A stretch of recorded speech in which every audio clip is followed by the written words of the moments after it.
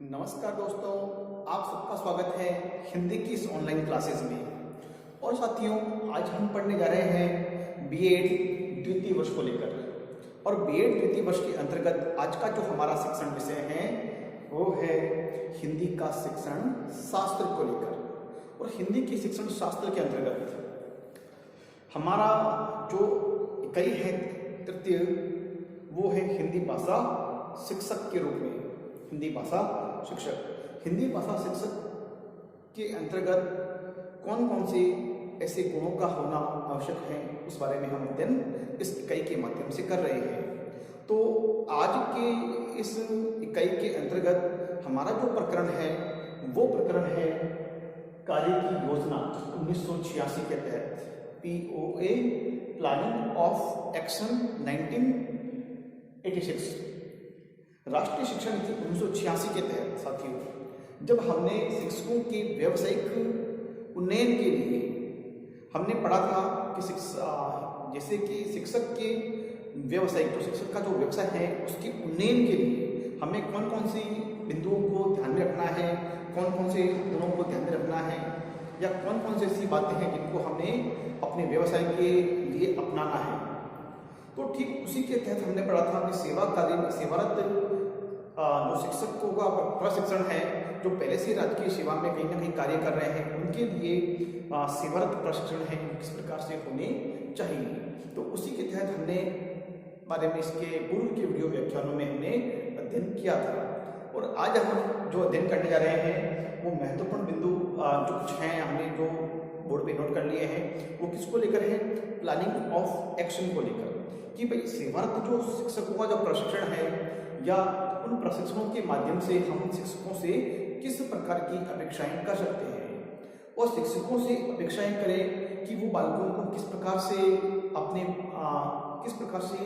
कठिन से कठिन विषय वस्तु को उनको सिखाने में सक्षम हो, और शिक्षण के प्रति उन्हें किस प्रकार से रुचि उत्पन्न कर सके ताकि उनका शिक्षण प्रभावी बन सके। इन सभी तमाम सारी बातों के लेकर या बाल केंद्रित शिक्षा क्या है और उसे किस प्रकार से बाल को केंद्रित में रखकर हमें पढ़ाना चाहिए, तो उन तमाम सारी बातों में या शिक्षा में हो रहे नवाचारों को लेकर हमें सेवारत प्रशिक्षण को आयोजित करना चाहिए। और उसको प्लानिंग ऑफ एक्शन के तहत, कार्य योजना के तहत हमें 1986 की गाइडलाइन क्या कहती है, या 1986 के जो मतलब क्रियान्वयन के जो दिशा निर्देश हैं वो किस प्रकार से हमें उत्प्रेरित करते हैं। आइए तो हम उनके बारे में जानते हैं। महत्वपूर्ण बिंदु, सबसे प्रथम जो बात यहाँ पे लिखी गई है वो इस प्रकार से है कि शैक्षिक और सामाजिक सेवाओं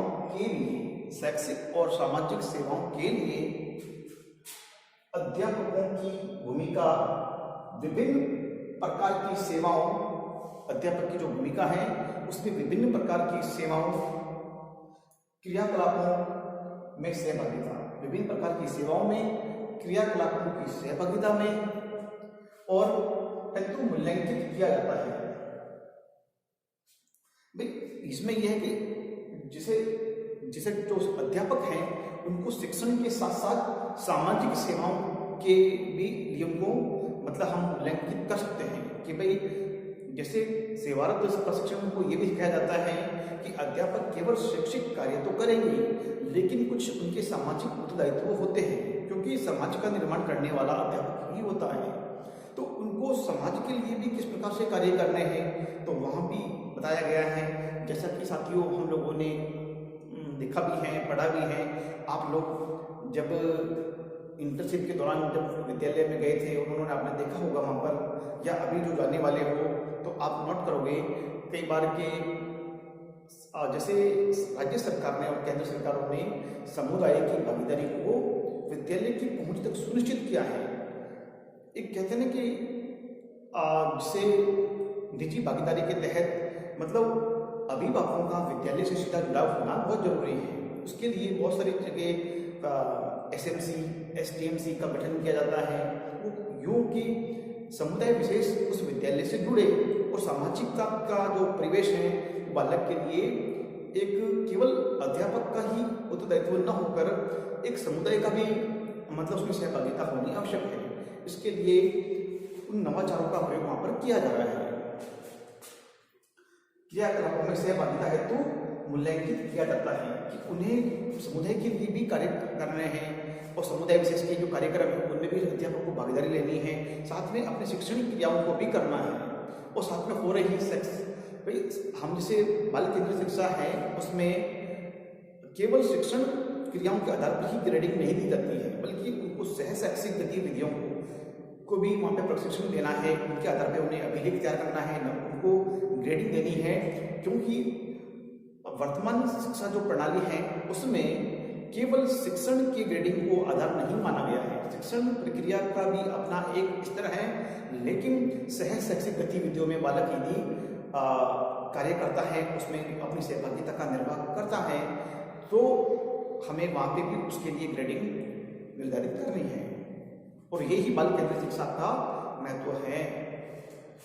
इसके बाद है अगला बिंदु हमारे समक्ष, वो है इस प्रक्रिया के अंतर्गत अनुसंधान, नवाचार और रचनात्मक कार्य समुदाय से संबंधित कार्यान्वयन प्रणाली में सम्मिलित किए जाते हैं।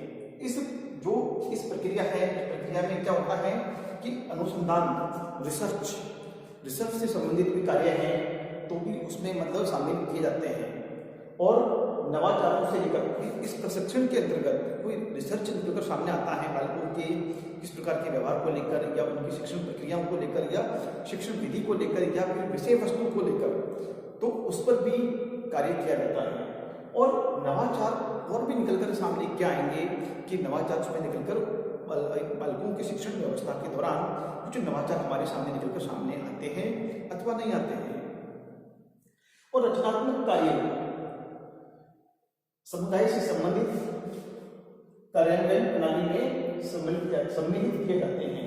रचनात्मक कार्य समुदाय से संबंधित होते हैं, जैसे कि मतलब कुछ कार्य समुदाय से संबंधित भी होते हैं, कुछ रचनात्मक कार्य हम बालकों से संबंधित कर रहे हैं तो इस बालकों से संबंधित भी कर रहे हैं, ताकि रचनात्मक कार्यों से क्या होगा कि बालक अपने विषय वस्तु को पढ़ने में, शिक्षण में अधिक से अधिक रुचि लेकर उस विषय वस्तु को स्पष्ट करने का प्रयास करेगा। अब हम बात कर रहे हैं सेवाकालीन प्रशिक्षण के लिए।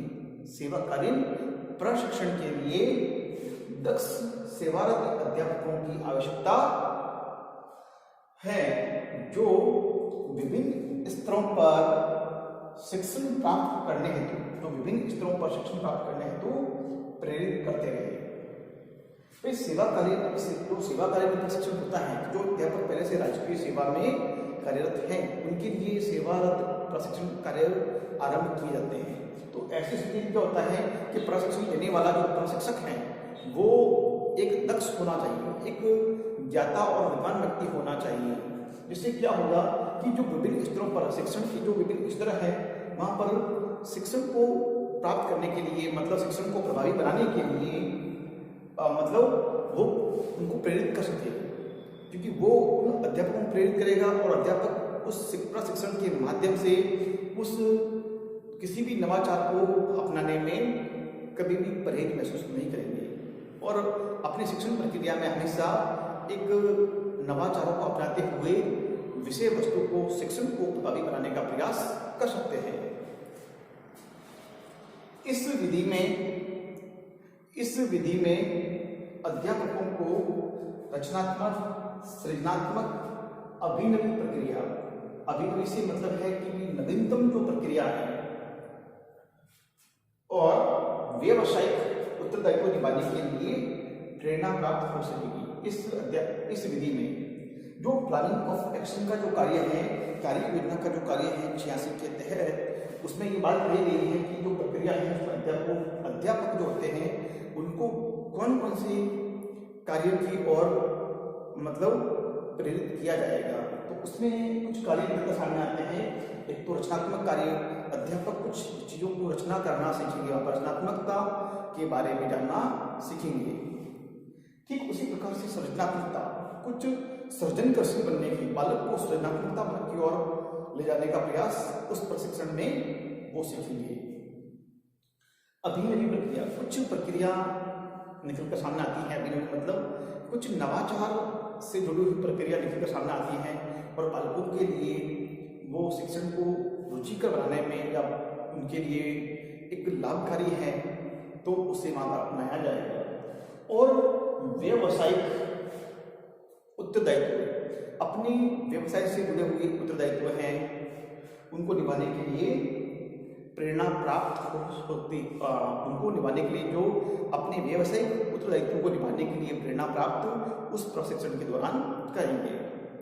तो साथियों, आज हमने पढ़ा कि कार्य योजना 1986 के तहत कौन कौन ऐसे बहुत सारे जो कार्य हैं, जिसमें मुख्य रूप से 3 बिंदुओं को तो हम लेके चलेंगे। सबसे पहला तो सृजनात्मकता, नवाचार और रचनात्मकता।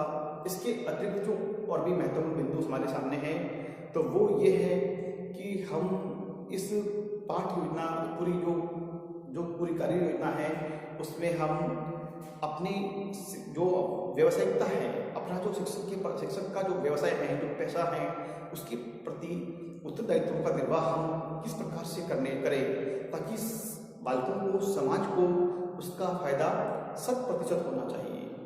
तो साथियों, मैं सोचता हूँ कि आज के लिए इतना काफ़ी है, और फिर मिलेंगे हम अगले वीडियो व्याख्यान में। तब तक के लिए बहुत बहुत धन्यवाद। जय हिंद, जय भारत।